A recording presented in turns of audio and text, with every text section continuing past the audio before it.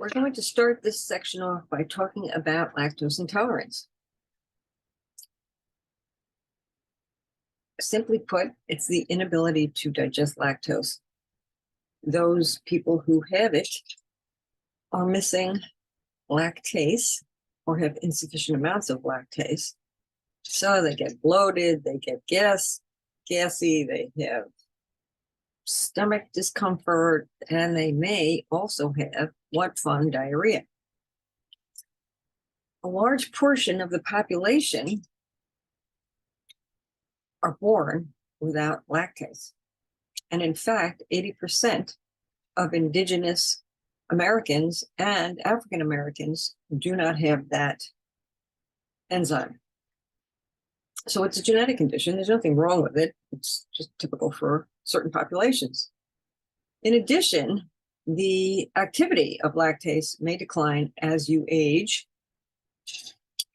or you may become more intolerant to lactose when cells of the walls of the small intestines get damaged by medicine or disease or malnutrition.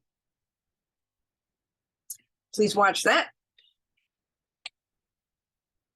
Now, if you are lactose intolerant, you're probably going to want to limit the amount of dairy that you consume. So to make sure you don't develop deficiencies, you're going to make sure that you get riboflavin, vitamin D, and calcium from other sources. There are plenty of other sources for all of those. And in fact, I want you to stop and think about why you drink cow's milk. If you drink cow's milk, we did not evolve consuming cow's milk. We started to drink cow's milk, I don't know, when farming started, maybe a little earlier. So if you really need to get calcium, and we all do, especially if you're women, nothing against you guys that are out there that are taking this class, women have a greater need for calcium because of pregnancy and nursing. Green leafy vegetables, great for a number of reasons, including the fact they contain calcium as well as fiber. So we know this already. The main role of carbohydrates in nutrition to supply our cells with energy. And the main way we do that is by obtaining glucose. So we also know that we store glucose as glycogen in the liver and skeletal muscles. And the liver stores about 1/3 of total glycogen as reserve fuel. It's about 1,400 calories. As your blood glucose levels drop, the liver will release glycogen and break it down, so you have more access to glucose. When you are eating sugary foods, blood glucose levels will rise, understandably. The liver will convert that excess glucose into glycogen and store it. If you eat too much glucose and your glycogen stores are full, it will it'll be converted into fat. We talked about what happens when blood glucose levels fall. And we also know that skeletal muscles, store glucose as glycogen. When you store it in muscles, it is only going to be used by muscle tissues. It is not released to other organs, and it is not used by other organs, muscles only. So when you are exercising a lot, we use up our carbohydrate stores within a few hours. Once carbohydrate stores are depleted, your cells still need glucose, so we have to figure out another way to get glucose. So how do we do that? Gluconeogenesis. Gluconeogenesis.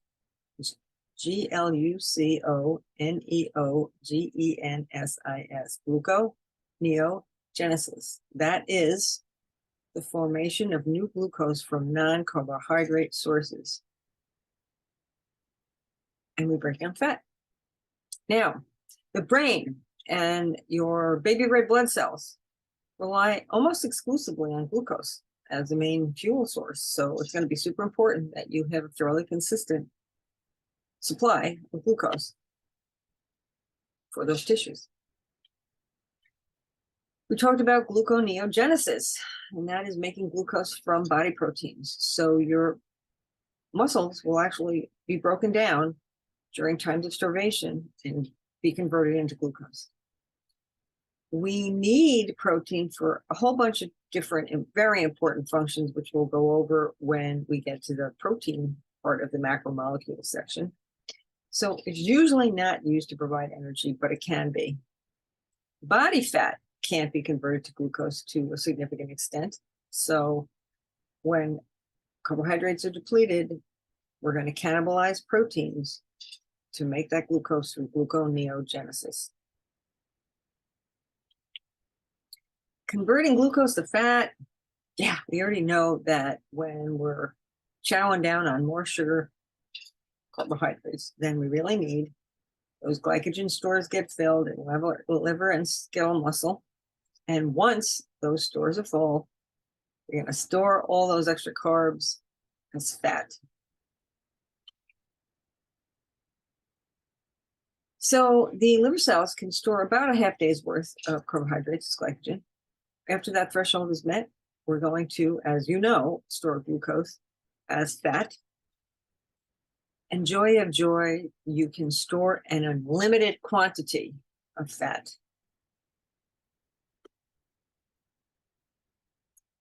So to function normally, we have to maintain the appropriate blood glucose levels.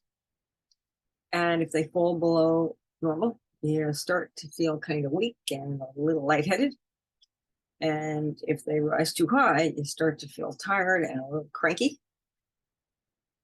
Untreated, those fluctuations, either high or low, can become fatal. So we have these two hormones that are made in the pancreas that are the primary regulators of glucose homeostasis. And again, the definition of homeostasis, does anybody remember what it is? It is the body's ability to maintain a relatively stable internal environment despite external changes.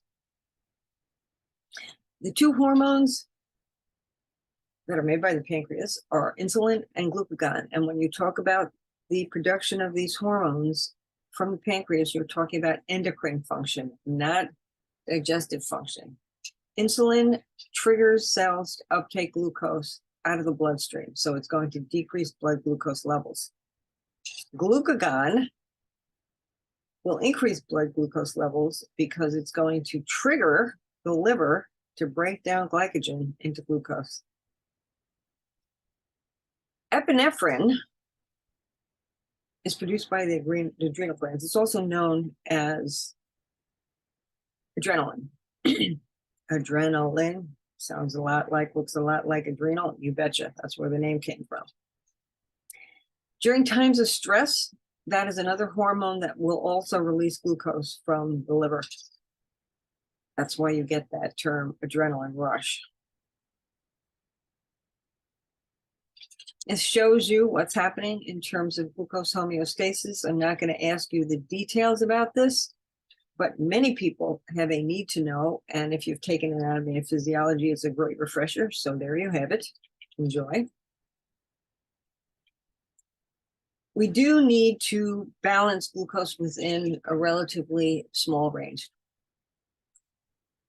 So when your blood glucose levels drop, you can either consume food and boost them up again, or glucagon will tell the liver to break down glycogen and get glucose back into the circulatory system. So eating balanced meals, normal sized balanced meals throughout the day will help you maintain normal glucose levels and help you avoid spikes in glucose and therefore insulin. When you have spikes or valleys of glucose, you start to have problems because glucose regulation is failing. With high levels of circulating glucose, you have diabetes, and with low levels of circulating glucose, you have hypoglycemia. And if you have either of these, you sort of have to plan your carbohydrate intake and therefore your meals to help maintain the appropriate blood glucose levels. Please remember that the best way to treat either of these is with diet and exercise. Not medication, diet and exercise. Once they get too advanced, you need medication, chances are, but initial stages, diet and exercise. So diabetes has two main types. Remember, in this condition, your blood glucose levels stay high after you've eaten because either insulin is not being produced or is producing insufficient amounts or isn't working, or I said that, not being produced. There are two main types of diabetes. Type 1, the cells that produce insulin within the pancreas aren't producing it. This is triggered oftentimes genetically or by toxins, and sometimes a virus, or you may have an autoimmune disorder. Type 1 diabetes is also known as juvenile onset diabetes, and more commonly now, insulin-dependent diabetes, because you need to take insulin to help control your blood sugar levels. Type 2 diabetes is an epidemic in this country, and in fact is turning into an epidemic in the world. You have sufficient amounts of insulin, but your cells don't know what to do with it. So they're not responding to the insulin hormone. Often associated with obesity and often associated with poor nutrition. So maintaining a healthy weight, eating a balanced diet, and maintaining physical activity are your best preventative measures. It's also your best way to help manage the condition. Diet and exercise, diet and exercise, diet and exercise. Type 2 diabetes is also known as adult onset diabetes. More commonly now it's called non-insulin dependent diabetes. Sadly, our very sad standard American diet means that there are more and more teens and children who are ending up with NIDDM, non-insulin dependent diabetes mellitus. Yes, it's true. Kids are getting this because of poor diet and lack of exercise. This gives you some statistics. This is a couple of years old now, but it's still pretty accurate. Kind of scary. Yes, fair game for tests because you absolutely positively have to know this information. And this gives you a map from 2015. It's worse now. Now, take a look at that.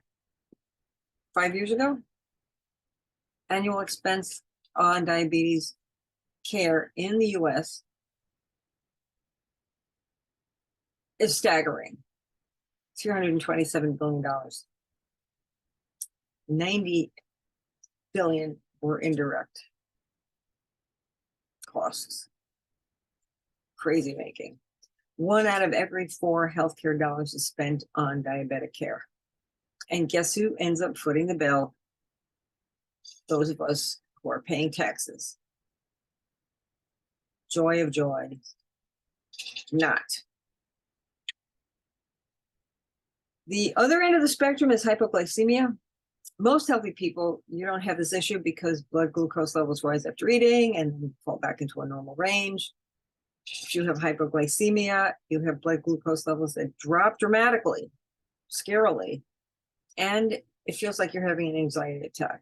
So take a look at those symptoms: sweating, anxiety, trembling, dizziness, rapid heartbeat, weakness, and anxiety. Yaish. Yep. The symptoms are similar to an anxiety or panic attack. Oftentimes, this can occur as a result of poorly managed diabetes, or sometimes diabetics take too much insulin, or sometimes somebody works out too much, or doesn't eat enough, or has some sort of an illness that can trigger the symptomatology. In healthy people, this is not common. And once again, people who have hypoglycemia need to eat a consistent amount of carbohydrates throughout the day and also get moderate exercise. All things in moderation, exercise and diet included. Stay tuned for the next part.